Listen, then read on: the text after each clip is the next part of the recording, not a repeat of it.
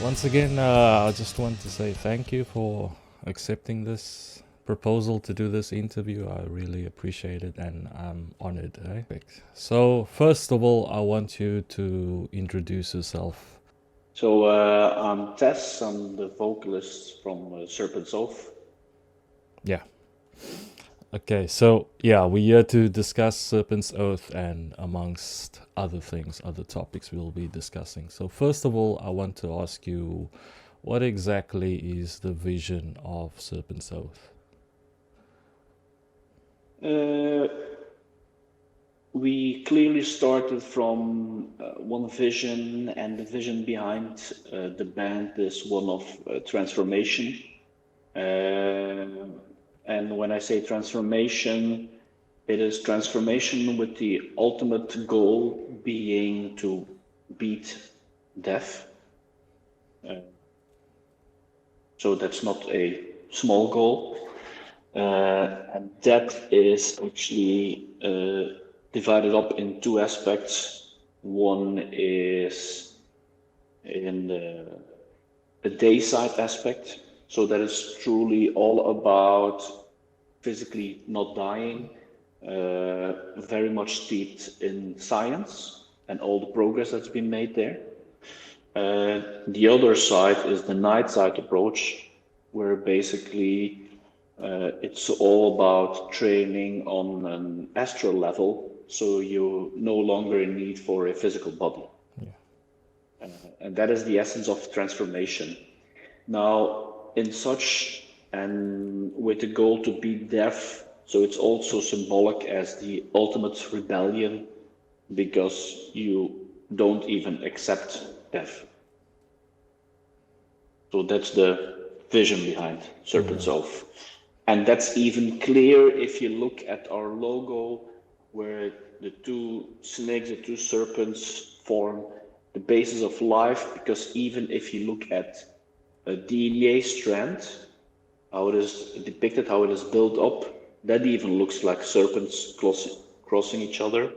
So even the building block of life is representation of the serpent. And that's what we have even in our logo then as well, with then the eye in the middle being the inner flame and ascending to become your own god. And obviously, it's a very individual path, but it is founded on doing, not believing. Yeah. So a very practical approach, and I think that is one of the main differences, for sure.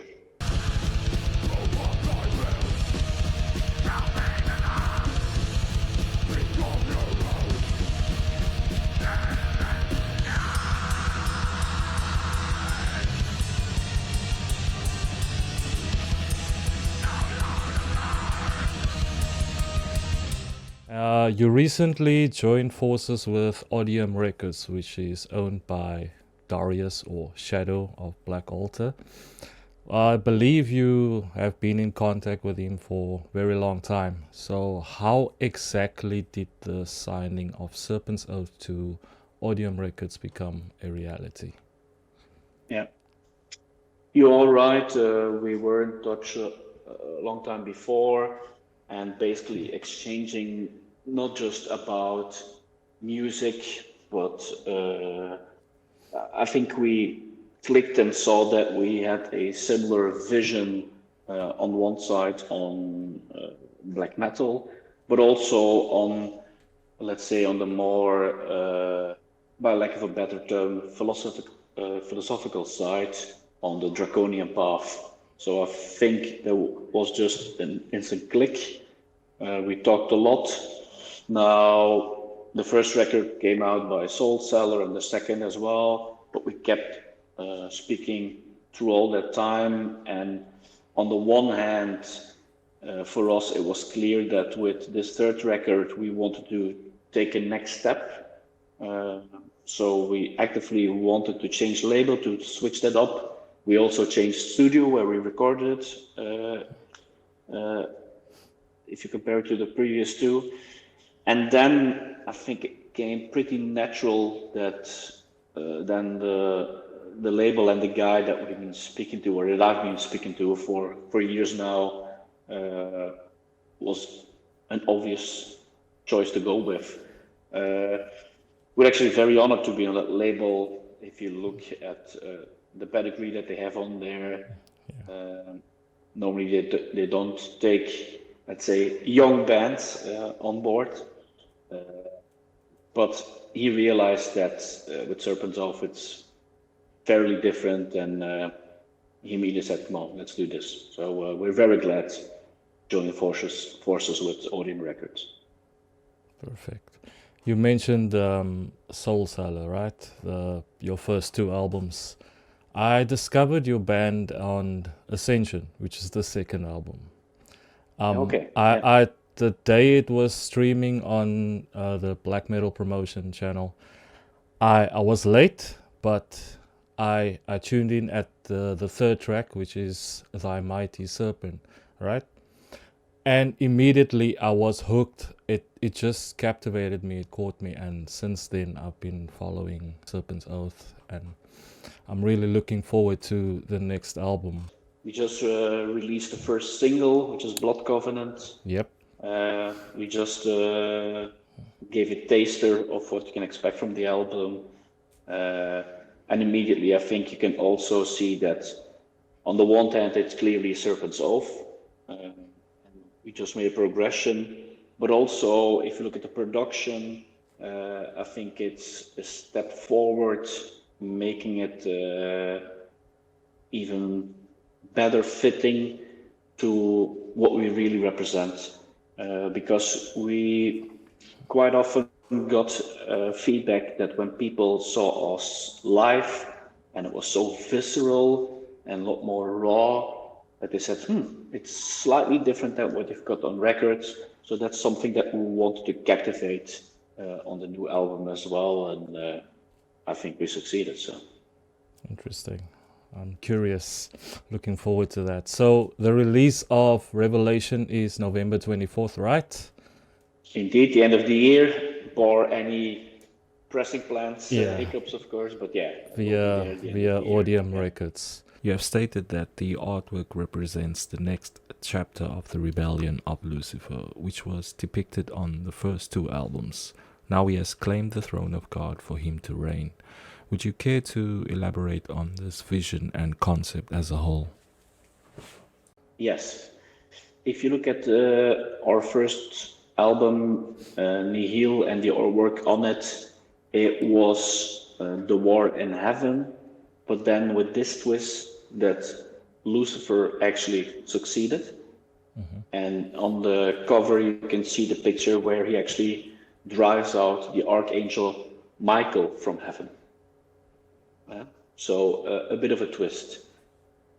For us, that was more symbolic because it is totally representative of free will. And that free will succeeds. And that's what we wanted to put on there. Because this was like the ultimate rebellion. And so we found that as a kind of a symbol and put it on there. Now we work together with Nestor Avalos, who brilliantly put that into flesh and made the artwork of it. And then I think it started to take, to have a life on its own. When we continued with that, the second artwork, and I was discussing with Nestor, okay, how do we take it from there? And then it shows the second album where, okay, he then goes into heaven, wants to claim the throne, see there's nobody there, but he basically ascends to become his own god. And that was the second album, Ascension. And now indeed it is depicted here, you can see him sitting on the throne and where he's reigning from. So he is his own god. And I think that is also the beauty of working together with somebody like Nestor, because not only is he a fantastic artist, but he's very well versed in the occult. So when working with us, it's not that he just made a piece and he's got something ready, said this is it. No, we actually have discussions together. Okay, these are the elements that we want to incorporate, and then he puts us in a fantastic piece of art. So really something bespoke for what we're looking for. And that is what you can see now over the course of the 3 albums, that process, and again, standing for that rebellion, something against, because basically in black metal, there shouldn't be any safe space. Definitely. And that is one of the main topics that we want to bring out there. The next question I want to ask you is, musically, what are some of your inspirations? I think it's always tricky to say if something is an inspiration or not, because at least we don't do it consciously, but subconsciously, you probably are a product of what you've been listening to for decades now. Yeah. And that will change a bit. For me personally, when I look at that, it's not even just bands, but even a specific release of a band. So when I think of Doodskvat from Take, Sworn to the Dark by Watain, or even Archgoat with The Light Devouring Darkness, those 3 releases really stand out for me, and they have had a huge impact on me.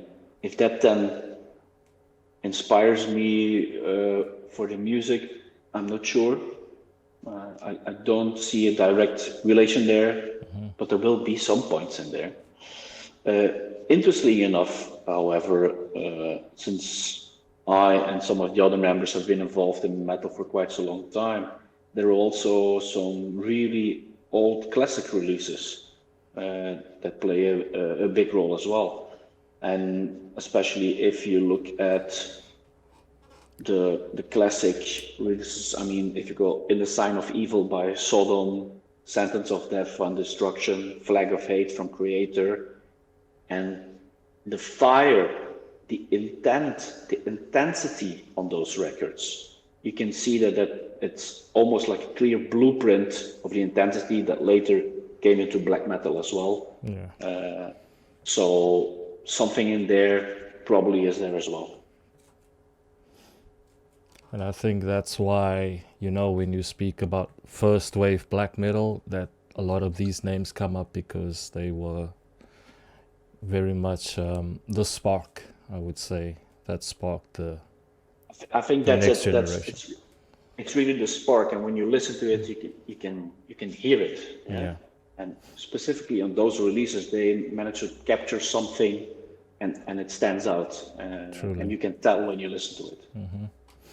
Next question is, lyrically, what are your inspirations? Lyrically, that is mainly focused on the experience of myself on my own occult path, and then trying to relate that into small sections, because how do you try to summarize decades of that in a few lines?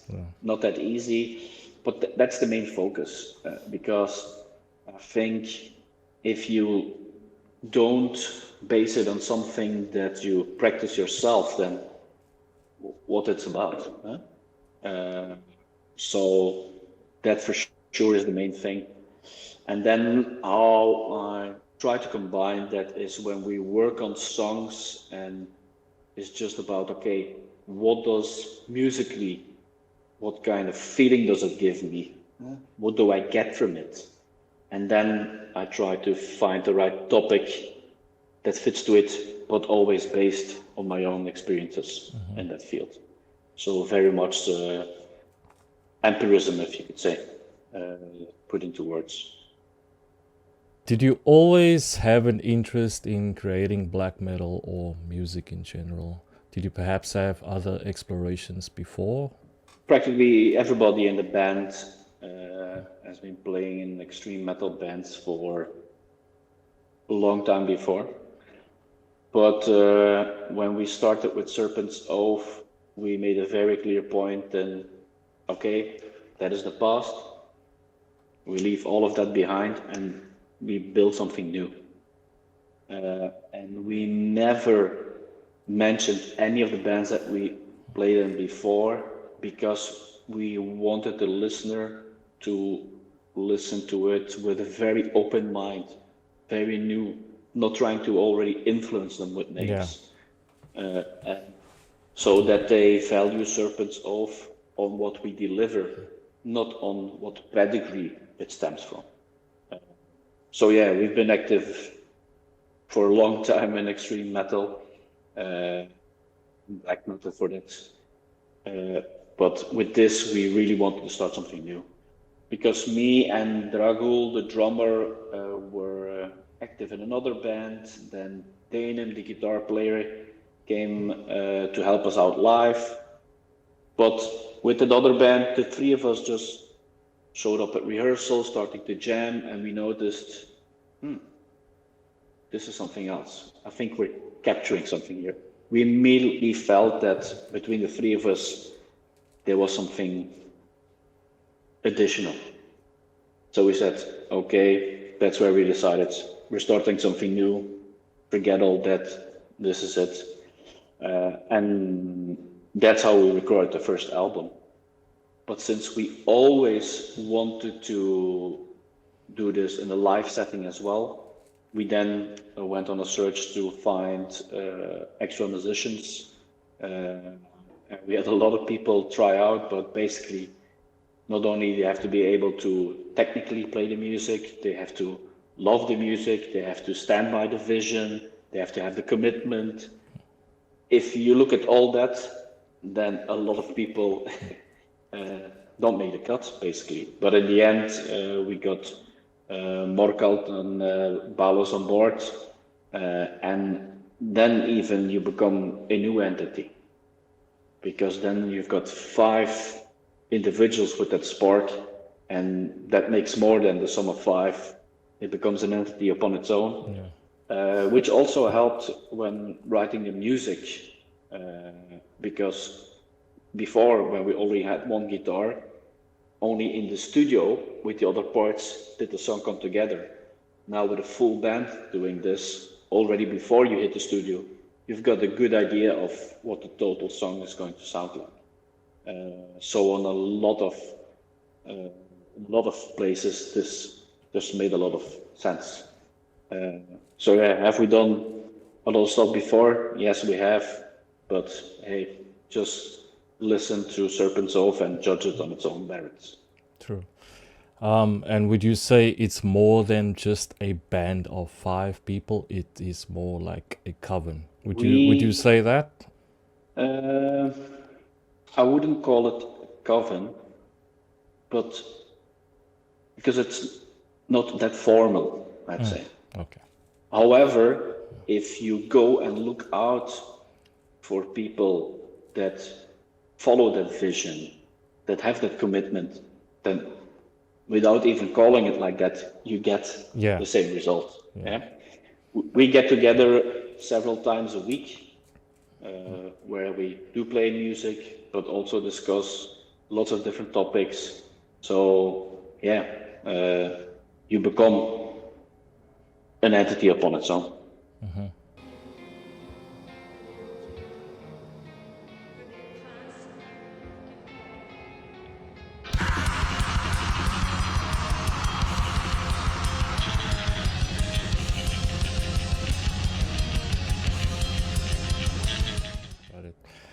Next up, I want to discuss the black metal genre.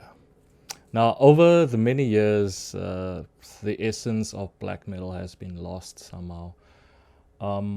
It is, I don't know, there are certain individuals, like many modern bands, that see it as there's just a blueprint, that of maybe writing music a certain way, but they're not capturing the flame and the essence of the adversary, which is always should be. Black metal is always supposed to be about the adversary. And if that flame is not present, then I don't think it can be called black metal. I mean, it's no use you copy paste a blueprint, so to say, and then you are focused upon politics, because you get a lot of these types of bands and depression, and I don't see that as black metal at all. There are few modern examples such as Serpents Oath which do capture this flame, but what I want to know is, what is your view on this state of black metal, or what they call black metal? Indeed, I think you have a very valid point there, because if you look at something like, I don't know if you know it, painting by numbers, where you've got the blank canvas with the numbers and says 2 is blue, so in every 2 you put blue, Yeah. and in the end you'll have a painting, but it's not art. And it's the same if you do this, if you just go by the blueprint and say, it's tremolo picking, high pitch squeals and what have you, Blast and then you beats. put all of Yeah. then you've got playing by numbers, and again you miss that bit that makes it then art. If you don't have the intent behind it, if that is not present, I am sure subconsciously listeners will pick that up and go like, that's not for me. On the other hand, just like painting by numbers, why have they done that? Because they want to make it accessible to masses. Yeah. So if you do playing by numbers in black metal, yes, it will be accessible by the masses, but it's not intended for the masses anyway. Exactly. So yeah, is it a shame? It's a shame, but I don't even see it as black metal anyway. So, because if it is about, if it's not about the inner flame, then what makes it black? What puts the black in black Exactly. metal? You can just call it metal, but whatever. Then it's metal, yeah, indeed. But you lose the essence of what makes it black. Definitely. So even to the extreme where I've been asked this before as well, where there are bands that actually then sing about the Abrahamic God in a black metal music style. Is that black metal? How can that be black metal? No, it's defined black. Exactly. Yeah. And so it should be easy. But as I said, I'm sure that if you listen to something like that, you will pick it up that the intent is completely missing. And so there is no real relevance. There's nothing to keep you hooked in. There's nothing extra that pulls you in. And if all of that is missing, then yeah, it's just people playing some music. Yeah. And you know, the funny thing is, like back in the second wave, bands such as Immortal and Enslaved, they did not define themselves as black metal. They didn't call themselves, they didn't associate with black metal, but it was, you know, fans that just heard the sound and they didn't understand. That's why I think this has carried through over the years, that sort of blueprint, and there's a lot of people that don't really understand what black metal is. They think it's just, as you say, as you said in the beginning, the tremolo picks and riffs and you know, blast beats and whatever, you know. Indeed, and they see it as a commercial opportunity. Oh, if we play all this, what defines it, and then visually, I don't know, we'll hide our faces and use lots of symbolism, and there we go. Without knowing any meaning behind. Correct. You know, some of these bands, some bands actually use sigils that they don't know what these sigils are, and they mention these entities, but they don't know what they are talking about. Then they are the true ones, you know. But as a listener, as someone who actually knows, who has some kind of idea, you can pick that up. You can immediately sense it and be like, no, this is true and this is not. They are just, they're riding some wave, you know. They're trying to make it look as if it's a trend, you know. without It's serious it's devotion to actually. correct. It's almost like a cover band. Yeah, might as well be a cover band. Might as well be a cover band that plays Saturdays in the pubs. Yeah.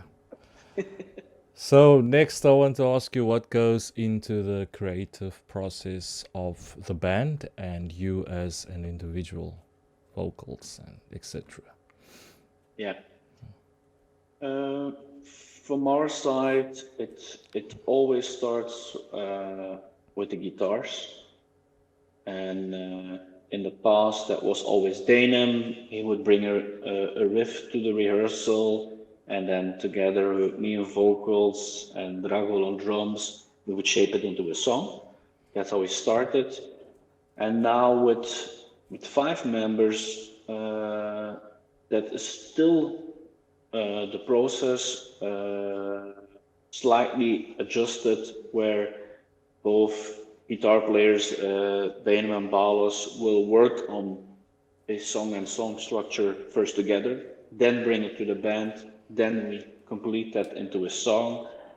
And I think my biggest role in there, apart from vocals and the lyrics, is probably more the sense check. And there's 2 sense checks. And A is, okay, what we're doing here, is that Serpent's Oath? And the other one is that, okay, does this song has the intensity? Does it take you by the scruff of your neck and won't let go? If it's got that, then we go, yeah, okay, boom. This one we continue. And then, as I said, from the sense that I get from it, I will make sure that, okay, then I will write lyrics specifically for that, from what the song conjures up within me. And then I will write the lyrics to that. I will not do it beforehand, so that I know that it really matches up the content with what you get from the music itself.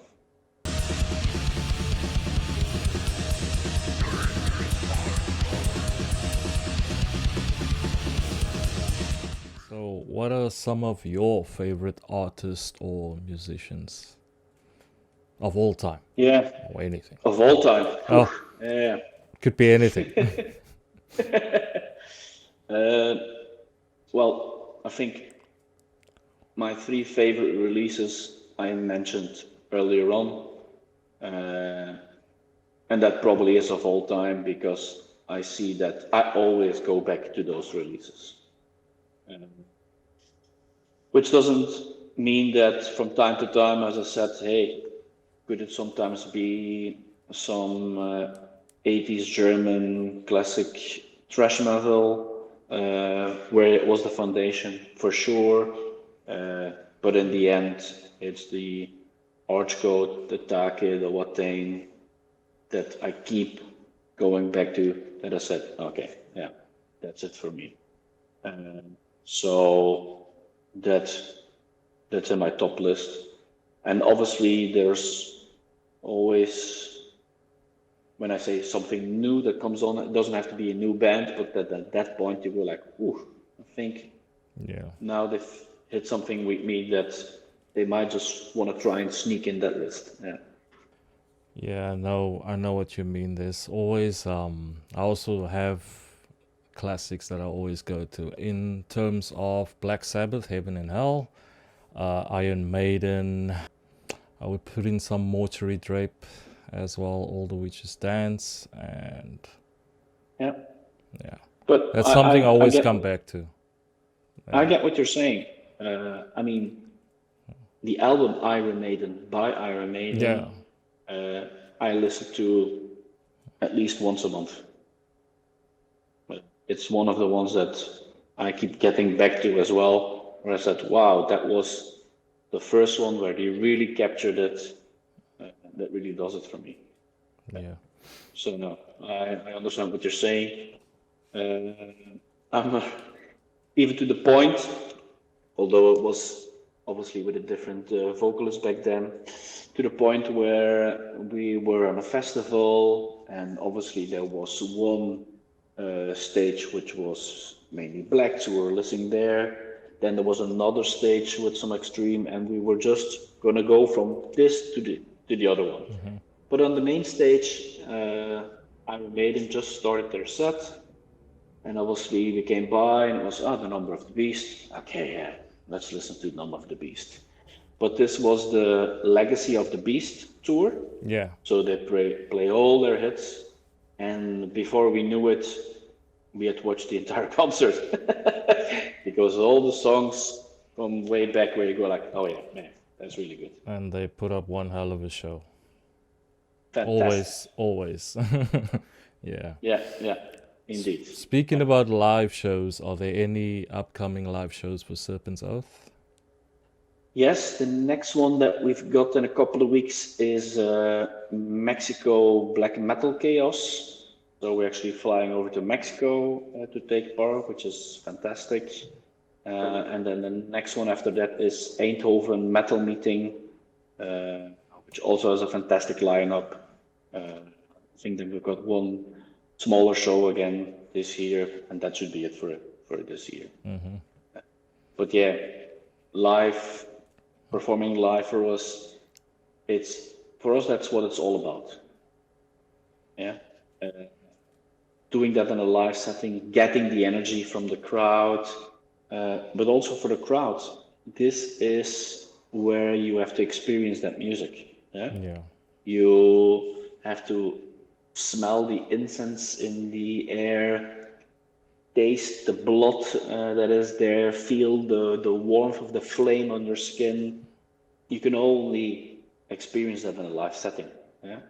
And I think we could see that during Corona as well. You can have all the live streams that you want. It never captured being there in the flesh by yourself. So for us, playing live, that's what it's all about. Yeah, there's a difference between a live show and the actual recording, because now it's more raw, it's more energetic. You actually get to, feel that presence there. And not just the presence of the band, but the energy that surrounds and is within the band. You get to feel that. So it's really something special. I agree with you. Yeah. And that's why when we recorded and released the first album as a 3-piece, we said, okay, let's get a full band because we have to perform this live. We're not a studio band. That's not what this music is about. It's to be out there and to enjoy that raw intensity, for sure. Yeah. Now, are there any shows that you would never forget? Any one show in particular that you will never, ever forget, that you still remember? Like all of the shows probably have their moments where you go like, oh, remember this? And it could be even some of the smallest club shows that we've done. The audience is so direct and so raw that you can just, it's almost palpable.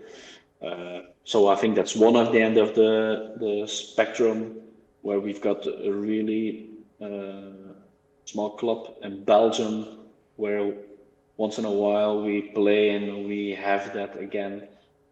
And on the other hand, on the festival, we just play Alcatraz in Belgium, got to play for a couple of thousand people, and then bringing that energy of the band across that big of a crowd and grabbing them and keeping them there, that was something else as well, to say, okay, this is fantastic. So yeah, it can be lots of different things, but for us, that's what it's all about, just playing live. Excellent.